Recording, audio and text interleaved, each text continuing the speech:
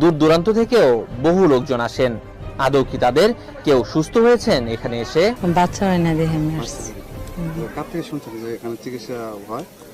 মানুষের কাছে এরকম শুনতে শুনতে আসছে আর কি। একজন আমার প্রতিবেশী আর কি অনেক অসুস্থ ছিল, বাচ্চা অনেক দীর্ঘদিন যাবৎ। হ্যাঁ, এখন মনে করেন যে আগে তো একবারই অসুস্থ শোয়া অবস্থা ছিল, এখন বসতে পারে আর কি।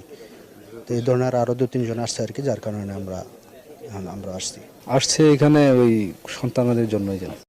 যে কোনো গোপন রোগের চিকিৎসা করি। আপনার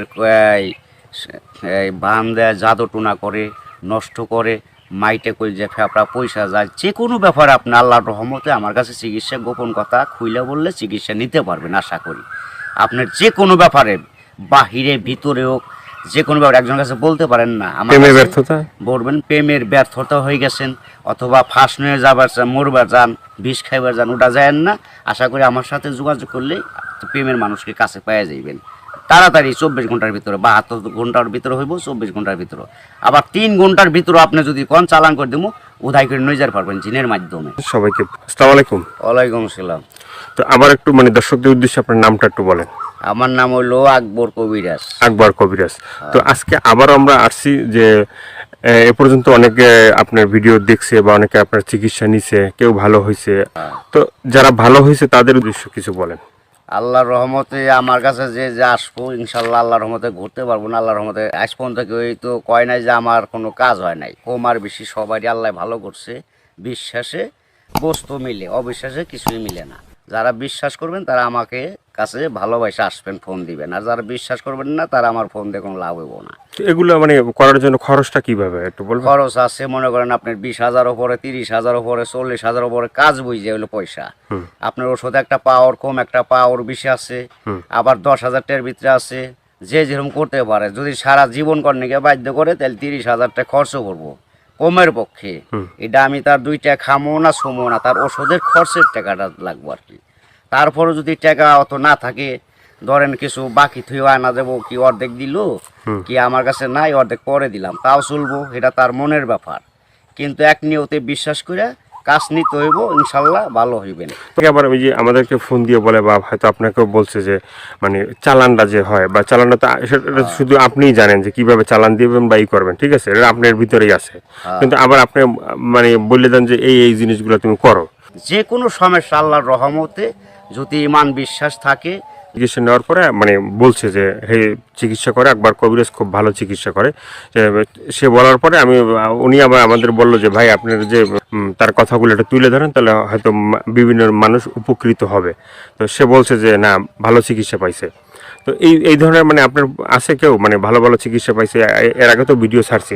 আল্লাহর রহমত আছে, বহুত আছে, এভেলেবেল আছে ইনশাল্লাহ। সবাই কইতেছে, না কইলে আপনারা কেমন আইলেন করবেন নাকি? ভালো হয় বিদায় আপনারা এসে উঠাইবেন নিছেন। প্রেমের ব্যাপারে অথবা একটা মেয়ের পিছের টাকা লাখ লাখ টাকা এবং সে মেয়েরে পাইতেছে না, আশা করি আমার কাছে চাইলে ওই মেয়ে আর ফাঁকি দিতে পারবো না, এমনভাবে বাধ্য করে দিব সারা জীবন কর্ণিকে ছেলের পাগল হয়ে থাকে হইব না। মেয়ের বাপ মা সহ রাজি করে দিব, ওই ছেলের বিরুদ্ধে করে দিব। ছেলে জাগাবো তাই, মেয়ে জাগাবো তাই। ওই ছেলের বাধ্য হয়ে যাবো, গোলাম হয়ে যাবো মেয়েটা, সোজা কথা।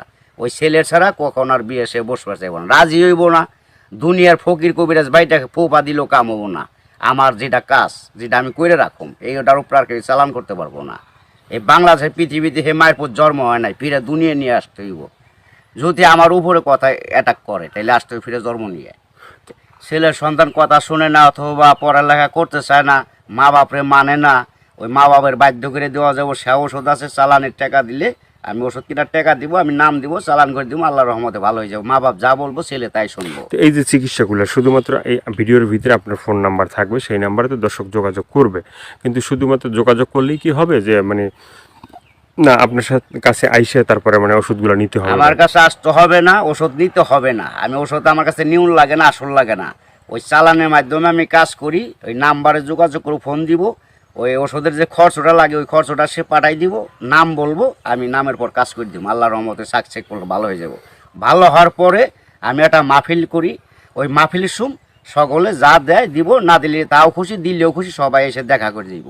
ইয়ের আর কিছু না। এর আগে আমি নিয়ম আছে, এর আগে আমার উস্তাদেরও নিয়ম আছে, আমার সাথে দেখা করা যাবে না। যদি আল্লাহকে নবীকে সে বিশ্বাস করে চিকিৎসা নেয় তাহলে ভালো হওয়ার পরে তো অনেকে বলে যে ভাই মানে চিকিৎসা করার আগেই যখন আপনাকে ফোন দেয় বা চিকিৎসা নিতে চায় তখনই আপনি টাকা পয়সা চান, সেটা কেন একটু বলবেন? এখন বলুম কেন বলতেছি আবার চাই কিসের নিগে ভালো হয়ে গেলে আর টেকা দেয় না, সে খালি সুদুর বুদুর করে ফাঁকি দেয়, আজ দেবো কাল দেবো, এই কারণে আর কেউ বাকি করি না। ওখান টাকা আগে দিব, কাজ পরে নিব, ওষুধ কিনুম, নাম দিব, নামের পর চালান দিতুম, কাজ হয়ে যাবে। আগে অনেক চিকিৎসা করছি। তো আপনার কাছে কেউ যদি চিকিৎসা নিতে চায় ওই যে ফোনের মাধ্যমে বা যে কোনো মানে বা সরাসরি, ঠিক আছে, তো চিকিৎসাটা মানে অ্যাকশন কিভাবে, মানে অ্যাকশন আপনার ধীরে ধীরে অ্যাকশন নেব। 24 ঘন্টা কোনো অ্যাকশন আছে? 24 ঘন্টাও আছে, 72 আপনার 3 ঘন্টাও আছে মেয়াদ। টাকা যেমন গুড় মিষ্টি হেমন গুড়, টাকা বেশি গুড় বেশি, টাকা কম গুড় কম, যেমন মিষ্টি তেমন টাকা, যে যেরকম পারে আর কি।